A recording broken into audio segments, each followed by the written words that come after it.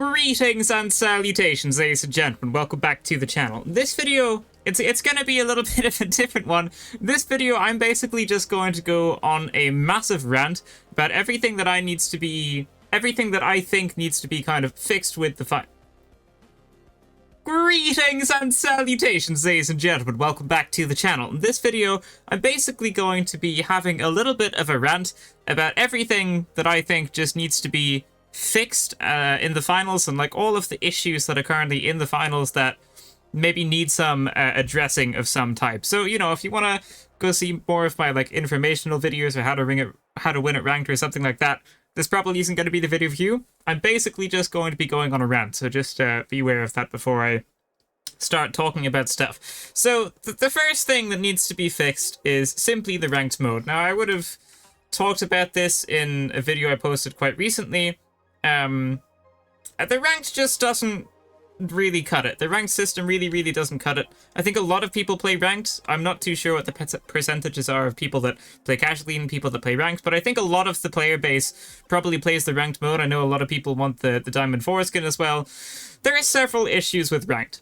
The first one is, right now, with the current rank system that we have, how good you are doesn't match your rank. Your rank doesn't match how good you are, and how good you are doesn't match your rank, and vice versa.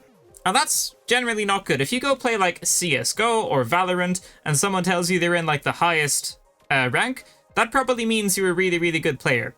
And it doesn't really mean that. It just means A, you don't suck, and B, you've played a lot. That's all it is. Like, I am not that good. I should not really be a Platinum 2 player. Well, maybe I should, I don't know, but like, I don't have very good aim. I just have good game sense, and like, I know the stuff that's meta. But in general, if I went to play Warzone or something, I would get to like maybe whatever is above gold, and that would be about it, and I wouldn't really ever get to diamond. But in this game, I've got to diamond 4 in every season except like one of the betas. But I've been in diamond 4 every other season, just because I played a lot. I played a lot of ranked, and we just ended up winning more games than we lost. But that really isn't that hard to do. All you have to do is like not lose the first round and you go up rank. So that doesn't make a whole lot of sense. So the first thing I want to talk about here is the rank system. And I think somehow the rank system needs to be changed so that whatever rank you are actually matches your skill level. Because right now, it simply doesn't. Right now, anyone can get to a high rank if you play enough. And it really just means that you've put the hours into the game and you're not like absolutely awful. So that's the first thing that needs to be changed. Like, if you're in Diamond 4, you should be like a very high level player. If you're like Diamond 1, you should be like a super duper really good player. And if you're like somewhere in Plat, you should be like above average or something like that. Right now, that's just not how it is. If you're in Plat 2, you've played a lot. If you're in Diamond, you've played a lot. You know, like there's really not much of a difference there. There's not much of a skill gap there. And sure, like a lot of the people that are in Diamond are also really good. But that's just because those are the people that play a lot, if that makes sense. But anyway, I'm going to stop talking about that now. So that's one of the issues with ranked. One of the issues is that whatever rank you are simply doesn't reflect how good a player actually is. The second issue with ranked is the matchmaking. The ranked matchmaking is absolutely atrocious. If I'm in Plat 2, which I am, and by the way, I don't know how close I am to Plat 1, but that's an issue for in a second.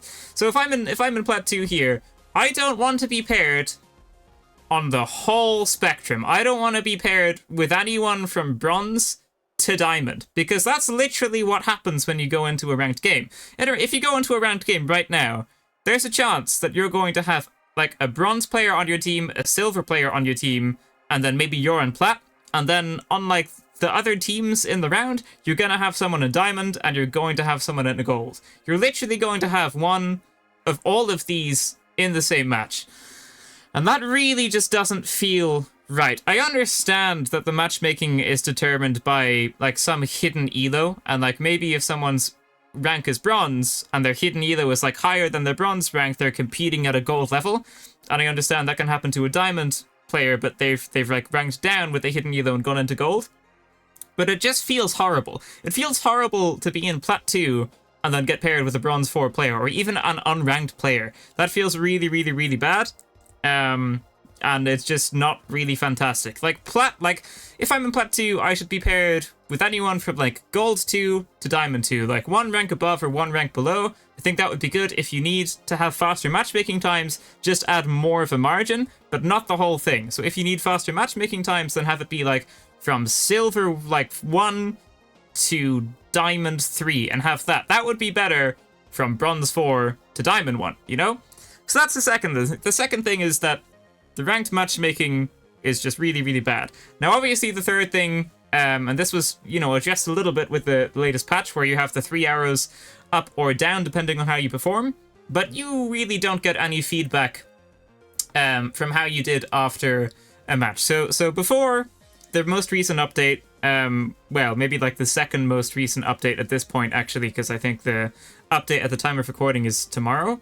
But anyway, a while ago, you got absolutely nothing for seeing like whether you did well or not when you ranked up or when you ranked down after you finished a game. So you finished a game, you'd have no idea if you played well enough to go up or well enough to go down. And then recently they added a thing in to change that. So now if you play okay, you get 1 hour up if you play well, you get 2 hours up if you play really well, you get 3 hours up, and then it's the same if you play badly, but the arrows go down instead. I saw someone comment on my last ranked video and say that it was bugged. They said that it's only dependent on whatever the final round is that you play. So if you lose in the final round, you'll always get 1 arrow down because it's only taking into account the most recent game, like visually. I'm not too sure how true that is. I haven't really checked it out myself, but bear in mind that it definitely could be a bug because it definitely is very bad. But also, even if it is a bug, and even if that does get fixed, it still doesn't really fix the problem. We've got like 3 hours up, 3 hours down, but we already knew that. Like, we know that if you like place, I don't know, third in the semi-finals, you're going to go up rank, and you're going to go up by not a whole lot, but a decent amount. And we know if you lose, if you come 4th place in the first round, you're probably going to go down rank. That's something we already knew. So having some visual feedback for stuff that we already knew doesn't really feel fantastic. It would be better just how it was before. And I know that isn't implemented because apparently the whole matchmaking system is like completely different to how it was in Season 1. But honestly, no one asked for the way the fame points work to be changed. Everyone wanted the matchmaking system to be changed. So, you know, from being in the Bronze 4 to the Diamond 1, that's what people wanted to be changed, not the rank system.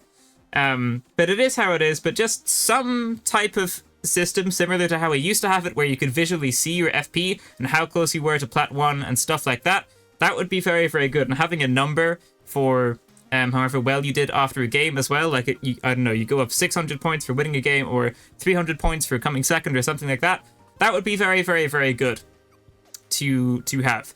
So I think that's pretty much it for ranked. So now I want to talk about something I think fewer people will agree with, but it's something I want to talk about anyway, so I'm just going to go ahead and do it. So recoil patterns. However you feel about them, that's fine. I'm personally not a huge fan, but that's not really what this point is going to be about. This point is going to be about the fact that the recoil patterns are constantly changing.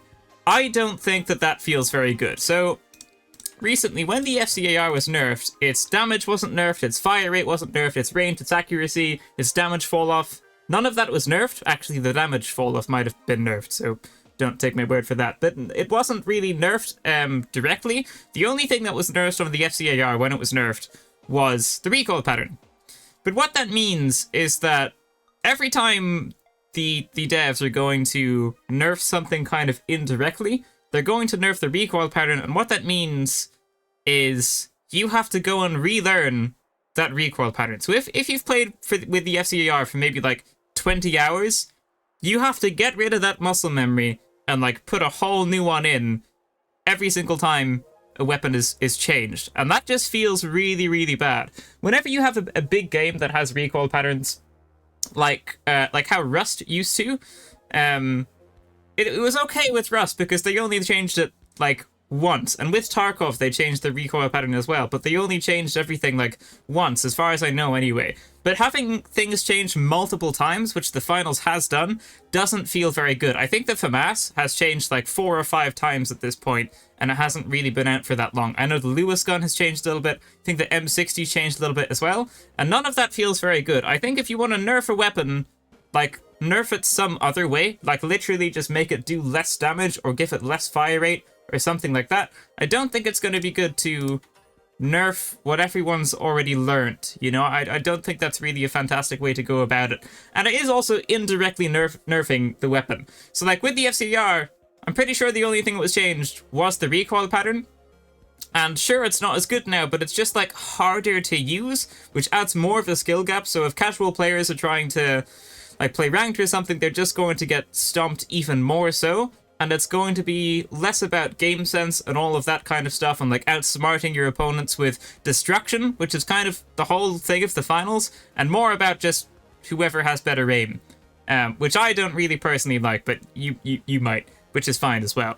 But yeah, I think the recoil pattern constantly changing for different weapons is just very, very good. I mean, very, very bad, rather. And I would try to stay away from that in the future, because having to relearn weapons isn't very fun. It's okay with the FCER, because it's, like, it has one of the shortest mags in the game that also has a recoil pattern, so it's kind of okay. But if it's something like the FAMAS, which has more bullets in it, or even something like the Lewis gun, which has 47, the M60, which is 70, rather, it's not going to feel very good to have to relearn that entire magazine if that recoil pattern eventually gets nerfed, or changed in any way.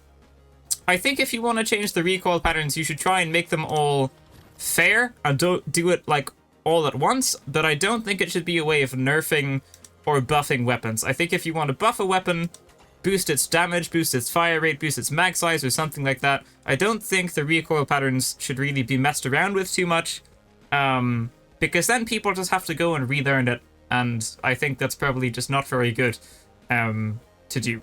But that might be maybe something not a lot of people agree with, which is fine. All opinions are welcome, you know, feel free to let me know what you're thinking in the comments down below. The next thing I want to talk about is visual recoil. I don't know if this is much of a thing anymore, but visual recoil really just isn't that fantastic. The LH1 has a lot of visual recoil. So this is kind of a similar thing where, like, you're kind of indirectly nerfing weapons with stuff. So the LH1 used to be really, really good. I think it might have done more damage as well or something back in, like, one of the betas. It definitely had a higher mag size, but the way they nerfed it was they gave it a bunch of visual recoil. And again, it's just kind of like a roundabout way of, like, sneaking around the real problem and just giving it some other nerf that's going to make casual players, like myself included, kind of turn away from it. But the tryhards that, like, really, really like the weapon are still going to use it, and they're still going to absolutely demolish the enemies with it, because they're just going to be able to control the visual recoil. And again, that kind of, like, widens the skill gap. So I think the finals is supposed to be kind of based around whoever, like, outsmarts the opponent and uses the arenas to their benefit is the one that should be, like, winning the matches. Sure, obviously aim matters, but I think doing stuff like this makes the aim matter more, which I don't think is their intended purpose. So that's why I'm saying it's not really right. I could just be completely wrong. I mean, I don't really know what Embark's thinking, right? But I think the intended purpose for this game is, like, whoever has better game sense, whoever uses the arena better, whoever uses the maps better, whoever uses, like, the barrels better and has better destruction and has better, like, you know, synergy with their teammates and their loadouts and all of that kind of stuff. I think that's the person that should be winning the game, and not the person that just, you know, knows how to control the visual recoil. But again, I could be completely wrong. But anyway, that's kind of beside the point. Again, this is a rant video, so that's kind of beside the point. But, like, nerfing or buffing visual recoil to nerf or buff a weapon, I think isn't the way to do it. I think if you want to nerf or buff it, you should nerf or buff it. Like, give it less damage, or less mag size. Like with the LH1, it used to be super, super overpowered, and then they nerfed the mag size. But they also nerfed the visual recoil. So, like, why not just nerf the mag size? It's just something I'm not a fan of. It is, like, a kind of roundabout way of nerfing things. It's quite similar to the recoil patterns. And then people do have to go and relearn those specific weapons and how they kind of function now, and I just think that isn't going to be great. Like the SH-1900, that was nerfed really, really well. I think it was just like a damage nerf, and now, you know, you can still use it, it's just a lot harder to be effective with now. It might be a little bit, no, I don't think it is too weak, actually. But this was nerfed very, very well compared to how some of the other things have been nerfed recently. Yeah, is there anything else I want to talk about? Yeah, I mean, this is kind of niche, but I think the medium should probably have a way of being able to see invisible lights. So I don't really know why the decision was made to put the tracking dart and sonar grenades on light when they already had thermal vision. I think that was just pretty random. And then because that was all changed, they moved the what's it called? The like detector thing. The motion sensor, they moved the motion sensor from light to heavy. That change I think is okay, but I think it's quite random to move the sonar grenades and the tracking dart from medium to light. But right now, anyway, the medium doesn't have any way of being able to detect invisible lights. And I know a lot of people really, really don't like invisible lights. And I know a lot of people like using stuff that can help to prevent them from just dying to an invisible light with a stun gun and stuff like that. So I think just some option for the medium to have like a way to counter invisible lights, I think would be good. Yeah, so I want to talk about the light and the stun gun a little bit. So the thing is, if the stun gun is removed, I think the light is going to be a little bit too weak. And if it stays in, it's just really, really annoying to play against. Like, I play light sometimes. I've kind of gone back to playing heavy flamethrower a good bit now, just because they've got the most health. They've got like a bunch of health barricades are really good right now. RPG is always nice, and Dome Shield's really annoying for the enemies to play against as well, even though it disappears real quick. But I quite like playing heavy. But I had a phase where like I played a lot of light recently, and the stun gun's just really, really, really annoying to play against. If you get stunned, there's really not a whole lot you can do, especially if you've got like a flamethrower on and the light's far away enough and they stun you. You literally can't do anything except hope your teammates kill them or something. It doesn't feel great to play against, but the problem is, if the stun gun is taken out, light's not really going to have a purpose. Like, the purpose of the medium is to obviously be supportive. They've got jump pads, they've got zip lines, they've got healing beams, and defibrillators. The purpose of the heavy is to be the tank. They've got barricades, dome shields, RPG, then they've got like mesh shields and charge and SAM as well, so they can charge the front lines or play a little bit more defensively. The purpose of the light is to flank the enemies, but if you take the stun gun out, that's suddenly going to be a whole lot harder to do. And this was nerfed already, but it's still pretty strong. So I think there's kind of like a paradox here. If it stays in, it's just going to be really, really, really annoying to play against, I think. And if it's taken out, I think light's going to be like very, very, very weak. So I don't really know what should happen with this. Like when I'm using it and I shoot an enemy with it, it's just like, oh, well, that's a free kill. I don't think it's very fun to get kills with it, and it's definitely not fun to play against it either. But again, if it's taken out, I don't really know what light is going to become after that. I think it's going to suddenly be a lot more difficult to function as a good light teammate if the stun gun's taken out. So I just kind of wanted to share my thoughts on that a little bit as well, because I think there's like a lot of controversy around that. So I don't really know what should happen with the stun gun, but right now, as it is, it definitely doesn't seem very fun, for sure. So now I think we're going to get onto the real niche stuff, which is just things that I think... So now I think we're going to get onto the real niche stuff, which is just things that I think should be nerfed and buffed. Flashbang. Nobody uses these. Like, there are more people that use smoke grenades than flashbangs. Like, smoke grenades, they aren't used a whole lot, but they're very okay. Flashbangs really don't have much of a purpose. I think it's like 2 seconds or 1.5 seconds that you're blinded for, which is really not a whole lot in this game with such a high TTK. And like, you can still move throughout those 2 seconds, so it's not like you freeze someone and they can't move at all, and you can just constantly headshot them and kill them before the flashbang effect runs out. Like, you can still move around and, like, suddenly start mesh shielding or use a charge and SAM to start moving weirdly to make it harder for the opponent to shoot you and stuff like that. So I really think that flashbangs, like, either need a longer cooldown, not a longer cooldown, they need to, like, have a longer duration effect or something, or, like, more of them, so you can, like, throw more of them into a room to, like, continuously flash people, which would be annoying, but right now, I don't know anyone that uses these. I play this game a lot, and I don't think I've seen anyone using a flashbang recently. I think I've played maybe like 5 games this season where someone's used a flashbang on me in a game.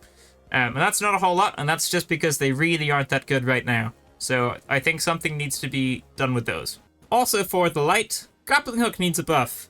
No one really uses this. Evasive dash is what you use for movement, and cloaking device is what you use for anything else. No one uses the grappling hook. It needs to have either a much faster cooldown, or it needs to have 2 charges so you can like Spider-Man your way around the area. But right now, as it is, it's just a very weak specialization, most likely the weakest specialization in the entire game, and it's really just not that good. Like, even if you go and play like the Power Shift Easter mode with this, which might actually be over by the time this video releases, but in that game mode, it's like, you just don't use your specialization. Like, yeah, you use it once to get up to a nice point, and if you start getting shot at, then you'll like use it to get away quickly or something, but like, there really isn't a whole lot to it. It needs something done to it to make it more usable and to make it more competitive with the other specializations of the game. Like, if you're comparing this to the Healing Beam or to the Charge and Slam or something, this is going to be much worse. Even compared to the Evasive Dash, it's a lot worse. So something needs to be done with the grappling hook to buff that as well. Now, onto the medium. The Guardian Turret needs a buff. It's just simply not that good. It either needs to like lock onto enemies faster, so like as soon as someone is in their range, it needs to like instantly lock on. Because a lot of the time, you just like run past a turret, and you'll be like, oh, there's a turret there. And then you whip out a frag grenade, you throw it, and then it blows the turret up before the turret even sees you, like while you're in its line of sight. So I think it might need to like lock onto people faster, or like just do more damage, or have a faster fire rate or something. But right now, it's like so weak compared to the Healing Beam or the Dematerializer. Why would you use it compared to either of those two things? It's just very weak. You're really not going to get a whole lot of kills with it. Yeah, something needs to be done with the turret to buff it a little bit more, I think, because right now it's also one of the weakest specializations in the game. Oh yeah, mines, in general, suck. I don't know however the mines work, but they don't work properly. A lot of the time, you'll have a dead teammate, and you go to res them, and the enemy that killed them has put 2 of their mines onto your teammate's totem, and you'll just be able to pick up that totem, run away, drop the totem, and then res your teammate with the 2 mines still happily beeping on it, and you're not going to get blown up. And sometimes you can simply just jump over mines or go around like half an inch around to the right. They don't blow you up. They're just extremely inconsistent, and that needs to be fixed. I don't know if like the radius of when they blow up needs to be increased or something, but they're super inconsistent, and they just don't blow you up very enough. The radius should be like at least, so if an enemy has mines on your teammate's totem and you pick it up, those mines should blow you up, for sure. And I think that's how it used to be, and then it was like changed at some point, and now they really just don't do a whole lot. So that goes for like explosive mine, gas mine, glitch trap, all of the mines at all.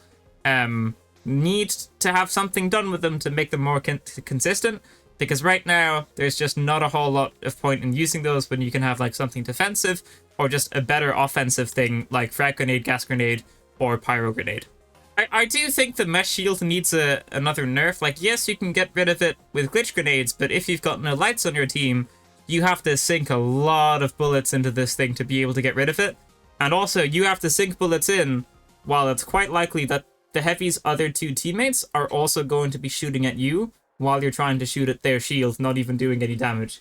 So I think this needs to be nerfed a little bit, or a lot bit even, because right now it's definitely very strong, and it makes it even harder to play against someone that's trio stacking, because one's just going to block and the other 2 are just going to shoot you. There's really not a whole lot you're going to be able to do if you're not a light with glitch grenades. So I think the mesh shield should be nerfed as well. Like, the dome shield got several nerfs that nobody asked for, and now its health is like really small. It's still good, I still like it, but like no one asked for the dome shield's nerfs, and there was several of them, slowly decreasing its HP, and I think the mesh shield got 1 nerf to the HP so far. And it's still extremely strong. So I think that should be nerfed as well. Yeah, this is a little bit of a very niche thing, but I think the anti-gravity cube should affect dome shields and barricades as well. Because right now I'm pretty sure they don't. They definitely don't affect dome shields, and I'm pretty sure they don't affect barricades either. So I think if you throw a dome shield down, and if you throw a barricade down, and then you throw an anti-gravity cube, I think the anti-gravity cube should make the dome shield and the barricade both rise as well. I don't know how hard that is to do or how hard that is to implement, but I think that would just be like a nice quality of life feature. And that would be so that, like, if there's a cash out on a lower floor, and then you throw your dome shield on that lower floor, like to protect you from the cash out, and then you place some barricades as well, and then you use an anti-gravity cube to make everything rise up, you're going to have cover in midair so people just can't shoot you and stuff like that. I don't know, maybe just like a personal thing of mine that I would like to see. Not really a big thing, but just something I thought I would throw out there. I mean, I guess I'll also come back to the tracking dart. I said earlier on, I think I've seen flashbangs in 5 games. I haven't seen the tracking dart at all. I don't know why you would use this instead of using sonar grenades or thermovision as a light. So I don't know why it's on the light. Like, earlier on, I would have said, like, give something to the medium for them to be able to counter lights. You could just give them the tracking dart if you want. No one will use it, but at least the medium will have some option, because it doesn't really make sense for the light to have 3 options. They've got the sonar grenade, tracking dart, and thermal vision, all for countering invisible lights. So maybe the tracking dart should go to medium, which is the worst one, but hey. But also, the tracking dart's just really not so good at all. I don't really know why you would use this. It's just, like, very hard to hit shots with. You have to, like, whip it out, hit a directive shot with it, and then it also doesn't last a whole lot of time, and it only marks one target. With a sonar grenade, you throw it into the room everybody's in, it marks everybody in the room. It's a lot more simple, and it does a lot more. So I don't really know what the deal with the tracking dart is. I think maybe something else should be done to it, like maybe make it like a fire dart or a poison. A poison dart would be cool, like something that slowly does damage to enemies over time, maybe like Anna's sniper from Overwatch. I don't really know, but the tracking dart, I just know nobody uses it, especially now that it's on light. I think maybe a couple people used it on me as a medium before. But I've seen flashbangs 5 times this season. I've seen tracking darts 0 times, so I think that's probably going to tell you all that you need to know about it. It's just, the risk isn't worth the reward. Like, if you spend time trying to shoot someone with this thing, chances are they're going to be shooting at you too. And instead of trying to shoot them with this, you can just get multiple shots in with the XP54, and maybe that's just going to kill them. And then there's no point using the tracking dart on them anymore because they're already dead. There's nothing to track, right? Yeah, so tracking dart just isn't very good either, and something should probably be buffed to do with that. Now, this is like 100% just my own personal preference, and it doesn't really have much to do with anything. But I just think it would be cool if whatever wrist thing you had and whatever watch you had were on opposite hands, so that you could have like a watch on your left hand, and then maybe the bangles and stuff can be on your right hand. I think that would be cool, just because then you can have a watch and like one of these bracelet things. And I just think that would be good. It's also really cool that the watches tell the time. So, like, I do like the watches, but I prefer the bracelets and stuff. So that's, like, very, very doesn't really matter to do with anything else. It's, like, nothing to do with balance or anything, but just something that I would think might be cool. And then you can also have something, like, on each hand, which I think would be cool as well. I will mention this as well. I'm not 100% sure about it, but I do think there is some type of delay when shooting with the SR-84. I think when you're shooting with the SR-84, after you, like, chamber the bullet or something, I think there's a little bit of delay before you can actually shoot again, or something along those lines. I think after you shoot, there's a little bit of delay before it looks like you can shoot, and when you can actually shoot again. So I just thought I would mention that as well. I know a lot of people like the sniper. I'm just simply not really good enough to use it, but it definitely is a cool weapon, so I think it would be cool if that was a little bit more consistent. But I'm pretty sure that that is a thing that maybe does need some addressing as well. Also, probably another personal preference thing, but I think it would be really cool if some of the burst weapons were able to go full auto. And what I mean by that is, if there was some option in your settings to make it so that burst weapons could be like hold, and then it would just always shoot at the highest possible fire rate. Because they have recoil patterns anyway, so you might as well just put this option in. Like, the FAMAS has a pretty, like, not so straightforward recoil pattern, so you might as well just make it, like, full auto, but obviously it's still going to be burst. But I just think that would be cool, and that would make it so that you wouldn't have to, like, constantly tap fire. Because tap firing is just always going to be a little bit harder. It's going to be a lot easier to just hold down the button, and it's going to be easier to aim, because it's going to be one less thing to focus on. So having some type of option in the settings to make it so that you hold it down, and then it continuously burst fires, I think that would be good. Maybe not with a V9S, but with, like, because that's like a semi-auto weapon, but maybe with, like, any burst weapon. So, like, the 9.3R, the FAMAS, well, yeah, the 9.3R and the FAMAS, I think that might be cool.